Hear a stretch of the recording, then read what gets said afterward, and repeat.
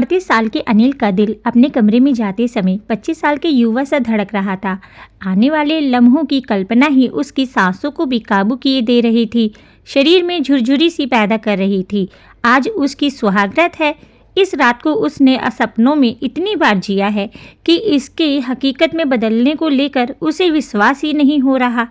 बेशक वह मंजू को पैसे देकर ब्याह कर कर लाया है तो क्या हुआ, है तो वो उसकी पत्नी ही। और फिर दुनिया में ऐसी कौन सी शादी होती होगी जिसमें पैसे नहीं लगते, किसी में कम तो किसी में थोड़ा ज़्यादा। 10 साल पहले जब छोटी बहन वंदना की शादी हुई थी तब पिताजी ने उस वक्त ससुराल वालों को दहेज में क्या कुछ नहीं दिया था। नकदी, गहने, गाड़ी सभी कुछ तो था। तो क्या इसे किसी ने वंदना के लिए दूल्हा खरीदना कहा था? नहीं ना। फिर वह क्यों मंजू को लेकर इतना सोच रहा था? कहने दो जिसे जो कहना था। मुझे तो आज रात सिर्फ अपने सपनों को हकीकत में बदलते देखना है। दुनिया का वह वर्जित फल चखना है जिसे खाकर इंसान बौरा जाता है।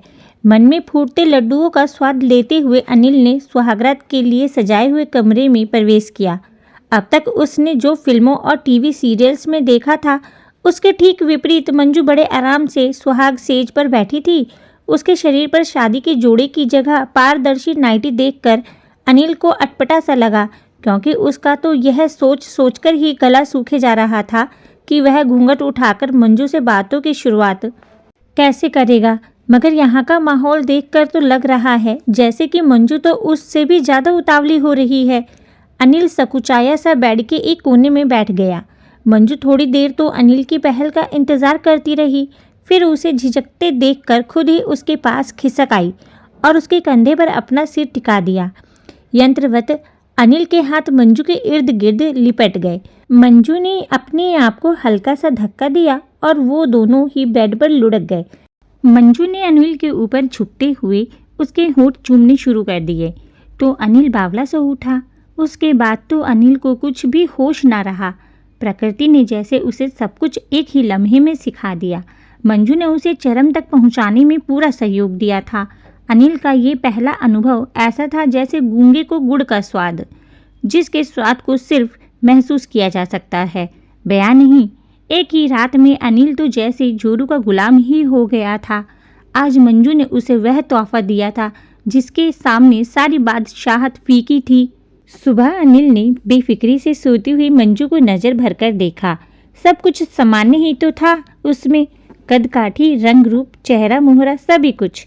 मगर फिर भी रात को जो खास बात हुई थी उसे याद करके अनिल मन ही मन मुस्कुरा दिया और सोती हुई पत्नी को प्यार से चूमता हुआ कमरे से बाहर निकल गया। मंजू जैसी भी थी अनिल से तो 21 ही थी। अनिल का गहरा सांवला रंग, मुटाया हुआ सा शरीर, कम पढ़ाई लिखाई, सभी कुछ उसकी शादी में रोड़ा बने हुए थे। अब तो सिर के बाल भी सफ़ेद होने लगे थे। बहुत कोशिशों के बाद भी जब जान पहचान और अपनी बिरादरी में अनिल के रिश्ते की बात नहीं जमी तो उसकी बढ़ती उम्र को देखते हुए उसकी बुआ ने उसकी माँ को सलाह दी कि अगर अपने समाज में बात नहीं बन रही है तो किसी गरीब घर की गैर बिरादरी की लड़की के बारे में सोचने में कोई बुराई नहीं है। और तो और आजकल तो लोग पैसे देकर भी दुल्हन ला रहे हैं। बुआ की बात से सहमत होते हुए भी अनिल की माँ ने एक बार उसकी कुंडली मंदिर वाले पंडित जी को दिखाने की सोची। पंडित जी ने कुंडली देखकर मुस्कुराते हुए कहा, बहन जी, शादी का योग तो हर किसी की कुंडली में होता ही है। किसी किसी की शादी जल्दी तो किसी की थोड़ी देर से, मगर समझदार लोग आजकल कुंडली के फेर में नहीं पड़ते। आप तो कोई ठीक ठाक सी लड़की देखकर बच्चे का घर बसा दीजिए, चाहे कुंडली मिले या ना मिले, बस लड़की मिल जाए और शादी के बाद दोनों के दिल। अनिल की माँ को बात समझ में आ गई और उन्होंने अपने मिलने वालों को व रिश्तेदारों के बीच में ये बात फैला दी कि उन्हें अनिल के लिए किसी भी जात बिरादरी की लड़की चलेगी, बस लड़की संस्कारी और देखने में थोड़ी ठीक ठाक हो। बात निकली है तो दूर तलक जाएगी। एक दिन अनिल की माँ से मिलने एक व्यक्ति आया जो शादियाँ करवाने का काम करता था। उसी ने उन्हें मंजू के बारे में बताया और अनिल से उसकी शादी करवाने के एवज में 20,000 रुपये की मांग की। अनिल अपनी माँ और बुआ के साथ मंजू से मिलने उसके घर गया। बेहद गरीब घर की लड़की मंजू अपने 5 भाई बहनों से तीसरे नंबर पर थी। उससे छोटा एक भाई और भाई से छोटी एक बहन रीना। मंजू की 2 बड़ी बहनें भी उसकी ही तरह खरीदी गई थी। 25 साल की युवा मंजू उम्र में अनिल से लगभग 12-13 साल छोटी थी। एक कमरे के छोटे से घर में इतने प्राणी कैसे रहते होंगे, ये सोचकर ही अनिल हैरान हो रहा था। उसे तो ये सोचकर हंसी आ रही थी कि कैसी परिस्थितियों में ये बच्चे पैदा हुए होंगे। खैर, मंजू को देखने के बाद अनिल ने शादी के लिए हाँ कर दी। अब तय हुआ कि शादी का सारा खर्चा अनिल का परिवार ही उठाएगा और साथ ही मंजू के परिवार को 2 लाख रुपए भी दिए जाएंगे ताकि उनका जीवन स्तर कुछ सुधर सके। 50,000 रुपए एडवांस दे दिए गए। अनिल और मंजू की शादी का सौदा तय हुआ और जल्दी ही घर के 4 जने जाकर मंजू को ब्याह कर ले आए। बिना किसी बारात और शोर शराबे के मंजू उसकी पत्नी बन गई। मंजू निम्न वर्गीय घर से आई थी, इसीलिए अनिल के घर के ठाट बाट देखकर वह भौचक्की सी रह गई। बेशक उसका स्वागत किसी नववधू सा नहीं हुआ था, मगर मंजू को इसका ना तो कोई अफसोस था और ना ही उसने कभी इस तरह का कोई सपना देखा था। बल्कि वह तो इस घर में आकर फूली नहीं समा रही थी। जितना खाना उसके मायके में दोनों वक्त बनता था, उतना तो यहाँ एक वक्त के खाने में बच जाता है और कुत्तों को खिलाया जाता है। ऐसे ऐसे फल और मिठाइयाँ उसे यहाँ देखने और खाने को मिल रहे थे जिसके उसने सिर्फ नाम ही सुने थे, जैसे देखे और चखे नहीं थे। अगर मैं अनिल के दिल की रानी बन गई तो फिर घर की मालकिन बनने से मुझे कोई नहीं रोक सकता। मंजू ने मन ही मन सोच लिया कि आखिरकार उसे घर की सत्ता पर कब्जा करना ही है।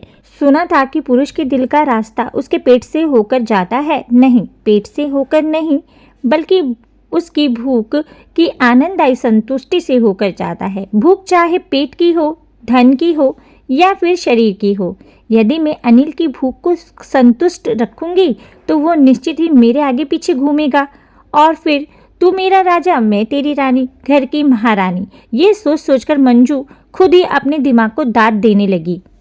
बनो दिल की रानी। अपने इस प्लान के मुताबिक मंजू रोज दिन में 2 बार अनिल को आई लव यू स्वीटू का मैसेज भेजने लगी। लंच टाइम में उसे फ़ोन करके याद दिलाती कि खाना टाइम पर खा लेना। वह शाम को सज धज कर अनिल को उसके इंतज़ार में खड़ी मिलती। खाने में भी वह अनिल को गर्मा गर्म फुल्की अपने हाथ से बनाकर ही खिलाती थी, चाहे उसे घर आने में कितनी भी देर क्यों ना हो जाए, और खुद भी उसके साथ ही खाती थी। यानी हर तरह से अनिल को यह महसूस करवाती थी कि वह उसकी ज़िंदगी में सबसे विशेष है। और रात को अनिल को अपने क्रियाकलापों से खुश करने की पूरी कोशिश करती थी।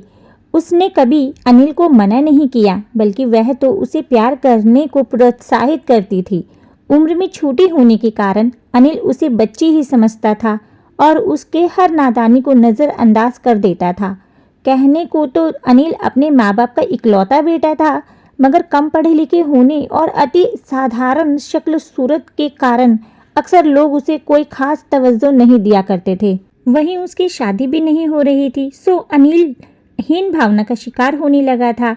मगर मंजू ने उसे यह एहसास दिलाने में कोई कसर नहीं छोड़ी कि वह कितना काबिल और ख़ास इंसान है, बल्कि वह तो कहती थी कि अनिल ही उसकी सारी दुनिया है। मंजू के साथ और प्यार से अनिल का आत्मविश्वास भी बढ़ने लगा। मंजू को पाकर अनिल ऐसे खुश था जैसे किसी भूखे व्यक्ति को हर रोज पेट भर स्वादिष्ट भोजन मिलने लगा हो। एक दिन मंजू की माँ का फ़ोन आया, वह उससे मिलना चाह रही थी। रात में मंजू ने अनिल के बटन की शर्ट खोलते हुए अंदाज से कहा, मुझे कुछ रुपए चाहिए, माँ ने मिलने के लिए बुलाया है। पहली बार जा रही हूँ, अब इतने बड़े बिजनेसमैन की पत्नी हूँ, खाली हाथ तो नहीं जा सकती ना, तो माँ से ले लो ना। अनिल ने उसे पास खींचते हुए माँ कहा, माँ से क्यों, मैं तो अपने हीरो से ही लूँगी, वह भी हक से। कहते हुए मंजू ने अनिल के सीने पर अपना सिर टिका दिया। कितने चाहिए? अभी ये रखो और चाहिए तो कल दे दूँगा। अनिल ने निहाल होते हुए उसे 20,000 रुपये थमा दिए और फिर मंजू को बाहों में कसते हुए लाइट बंद कर दी। मंजू 15 दिन के लिए मायके गई थी, मगर 5 दिनों बाद ही अनिल को उसकी याद सताने लगी। मंजू की शहद भरी बातें और मस्ती भरी शरारतें उसे रात भर सोने नहीं देती। उसने अगले ही दिन मंजू का तत्काल का टिकट बनवा कर आने के लिए कह दिया। मंजू भी जैसे आने के लिए तैयार ही बैठी थी। उसके वापस आने के बाद अनिल की दीवानगी उसके लिए और भी बढ़ गई। अब मंजू हर महीने अनिल से 10 से 15 हज़ार रुपये लेकर अपने मायके भेजने लगी। मंजू ने अनिल से उसका एटीएम कार्ड का नंबर और पिन ले लिया, जिसकी मदद से वह अपनी बहनों और भाई के लिए कपड़े, घरेलू सामान आदि भी ऑनलाइन ऑर्डर करके भेज देती। मंजू के प्यार का नशा अनिल के सिर चढ़कर बोलने लगा था, सैया भाई कोतवाल तो अब डर काहे का। घर में मंजू का ही हुक्म चलने लगा। बेटे की इच्छा को देख अनिल की माँ को ना चाहते हुए भी तिजोरी की चाबियां बहू को देनी पड़ी। सामाजिक लेन देन आदि भी सब कुछ उसी की सहमति या अनुमति से होता था। अनिल की माँ उसे कुछ नहीं कह पाती थी, क्योंकि मंजू ने उन्हें भी यह एहसास करवा दिया था कि उसने अनिल से शादी करके अनिल सहित उनके पूरे परिवार पर एहसान किया है। सुनिए ना, मेरी बड़ी इच्छा है कि मेरा नाम हर जगह आपके नाम के साथ जुड़ा हो। एक दिन मंजू ने अनिल से बड़े ही अपनेपन से कहा, अरे इसमें इच्छा की क्या बात है, वह तो जुड़ा ही है। देखो, तुम मेरी अर्धांगिनी हो, यानी मेरा आधा हिस्सा। इस नाते हर चल अचल संपत्ति पर तुम्हारा आधा हक हुआ ना। अनिल ने प्यार से मंजू को समझाया, वह तो ठीक है, मगर ये सब अगर कानूनी रूप से भी हो जाता तो कितना अच्छा होता, मगर उसमें तो कई पेंच होंगे ना। चलो रहने दो, बिना मतलब आप परेशान हो जाएंगे। मंजू ने बालों की लट को उंगलियों में लपेटते हुए कहा, मेरी जान, मेरा तन मन और धन सब की मालकिन हो तुम।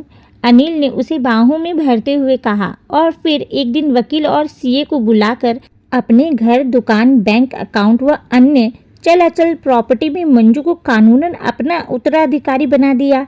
इधर एक बच्चे की मां बनकर जहां मंजू ने अनिल के खानदान को वारिस देकर सदा के लिए उसे अपना कर्जदार बना लिया, वहीं मां बनने के बाद मंजू के रूप और यौवन में आए निखार ने अनिल की रातों की नींद उड़ा दी।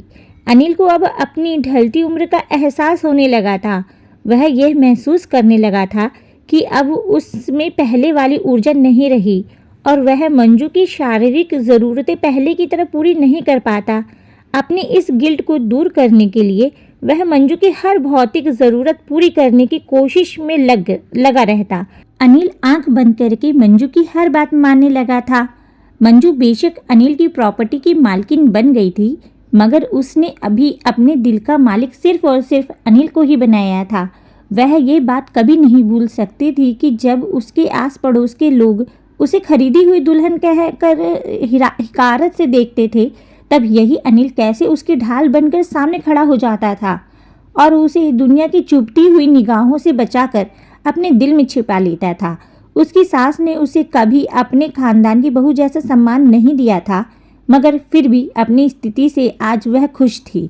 उसने बहुत ही योजना अनुसार अपने परिवार को गरीबी के दलदल से बाहर निकाल लिया था। मंजू ने मोमबत्ती की तरह खुद को जलाकर अपने परिवार को रोशन कर दिया था। मंजू ने दुकान के काम में मदद करने के लिए अपने भाई को अपने पास बुला लिया। इसी बीच अनिल की मां चल बसी तो अपने अकेलेपन को दूर करने के लिए मंजू ने अपनी माँ, पापा और छोटी बहन रीना को भी अपने पास ही बुला लिया। एक दिन वही दलाल अनिल के घर आया जिसने मंजू से उसकी शादी करवाई थी। रीना को देखते ही उसकी माँ ने से बोला, क्या कीमत लगाओगी लड़की की? किसी को ज़रूरत हो तो बताना पड़ेगा ना। मेरी बहन किसी की खरीदी हुई दुल्हन नहीं बनेगी, मंजू ने फुफकारते हुए कहा। खरीदी हुई दुल्हन? बड़ी जल्दी पर निकल आए, अपनी शादी का किस्सा भूल गई क्या? दलाल ने मंजू पर ताना कसते हुए मुंह बनाया। मेरी बात और थी, मैं तो बिना सहारे की बेल थी जिसे किसी न किसी पेड़ से लिपटना ही था, मगर रीना के साथ ऐसा नहीं है। देर आए दुरुस्त आए, कुदरत ने उसे अनिल के रूप में सिर पर छत दे दी थी और पाँव के नीचे ज़मीन। अभी मैं जिंदा हूँ और अपनी बहन की शादी कैसे करनी है ये हम खुद तय कर लेंगे। आप जा सकते हैं, लेकिन हाँ, अनिल को मेरी ज़िंदगी में लाने के लिए मैं सदा आपकी कर्जदार रहूँगी। धन्यवाद। मंजू ने दलाल से हाथ जोड़ते हुए आभार जताया। वहीं पीछे खड़ा अनिल मुस्कुरा रहा था। आज उसके दिल में मंजू के लिए प्यार के साथ साथ इज्जत भी बढ़ गई थी। आपको ये कहानी कैसी लगी प्लीज़ कमेंट करके ज़रूर बताइएगा। वीडियो को लाइक करिएगा, चैनल को सब्सक्राइब करिएगा, शेयर करिएगा। कहानी सुनने के लिए धन्यवाद।